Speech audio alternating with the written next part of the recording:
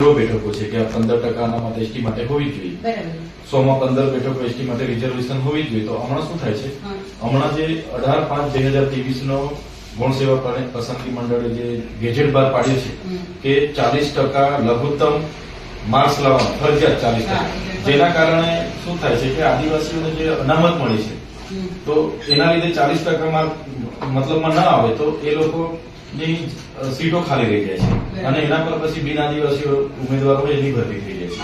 તો અનામત તો શું છે કે આદિવાસીઓને પણ સમાન તક મળે એના માટે અનામત છે. એ કોઈ ગુજરાત સરકાર કે કોઈ ગૌણ સેવા પસંદગી મંડળ લાગુ નહીં કરી શકે. એમણે લાગુ કરવાનું હોય તો એમણે જીપીએસસી યુપીએસસી માં બી લાગુ કરવું જોઈએ, માત્ર વર્ગ 3 માં કેમ? તો મોટે ભાગે એસટી લોકો વર્ગ 3 ના જ અધિકારી કર્મચારી બનતા હોય છે અને એમને બધાને અપેક્ષા હોય છે. આમાં એલઆરજી નથી, તલાટી નથી, બધામાં જ આ કટ ઓફ ના લીધે ઘણા સક્ષમ ઉમેદવારો રહી ગયા અને લેખિત પરીક્ષામાં જ કટ ઓફ રાખ્યું છે પાછું. અમે ઝારખંડ હોય, આસામ હોય, મિઝોરમ હોય, મેઘાલય હોય, બધી જ જગ્યાના ગેજેટો જોયા છે. કોઈ રાજ્યમાં આ પ્રકારનું કટ ઓફ નથી, કોઈ પણ જગ્યાએ નથી.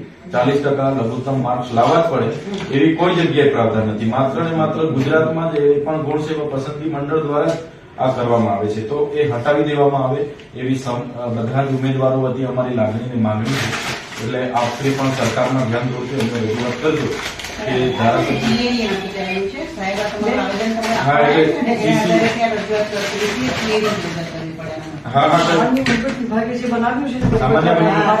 કે તાત્કાલિક ધોરણે એ કોન્સ્ટિટ્યુશનના આખા ઓપોઝમાં છે તો એને તાત્કાલિક ધોરણે હટાવવાની જરૂર છે. અને હવે જે રિઝલ્ટો આપવામાં આવ્યા છે, અમારી સીટો રેવન્યુ તલાટીની, અમારી સીટો સીસી ની અંદર ગૌણ સેવા જે પરીક્ષા લે છે એ ખાલી પડી હતી. ગુજરાત લોકરક્ષક ભરતી બોર્ડ દ્વારા જે લેવાય ત્યાં પણ અમારી સીટો ખાલી પડી હતી બેન. અને આના લીધે બેન તાત્કાલિક ચાલુ ભરતીમાં બી 18/5/23 નું નોટિફિકેશન જો કોન્સ્ટિટ્યુશન ને અને અનામત નીતિને બાયપાસ કરે છે તો એને તાત્કાલિક હટાવી હમણાં જે રિઝલ્ટ આપવામાં આવે એને બધામાં 40% દરેક પેપર પર બી લાગુ કરવામાં આવે છે ગૌણ સેવા દ્વારા. અને ગુજરાત ગૌણ સેવા દ્વારા જે પેપર આવે એમાં પેપરના જે પાર્ટ છે એના પર લાગુ કરવામાં આવે છે.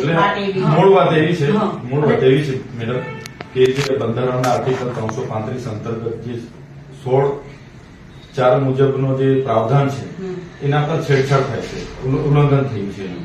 એમાં કોઈ એવી જગ્યાએ ફિક્સ નથી કે ભાઈ તમે 40% લઘુત્તમ માર્ક લાવો, 60-40 નો રેશિયો લાવો કે 40 લાવશો પછી તમને લાયકી ધોરણમાં અમે ગણીશું, એવી કોઈ જોગવાઈ નથી ને કોઈ રાજ્યમાં એવો કોઈ પ્રાવધાન નથી. માત્ર ગુજરાતમાં એ પણ વર્ગ 3 માટે લાગુ કર્યા છે.